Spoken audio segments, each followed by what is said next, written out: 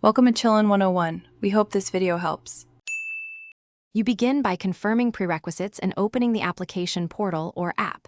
Have your ID, bank info, vehicle RC ready. Scan clear photos. Once done, create or log into your partner account, choose Delivery Partner role, and fill basic personal details. Make sure to set a professional display name and upload a clear profile photo.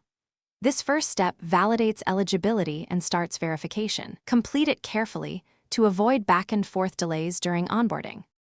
You now handle verification.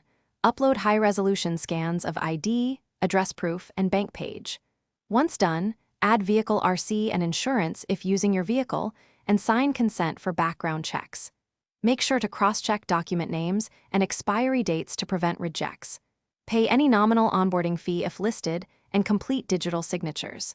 This stage ensures compliance and determines your approval timeline, so follow specified file formats and re-upload immediately if the system flags. You finish by completing required training modules, watching short videos, and passing a basic quiz.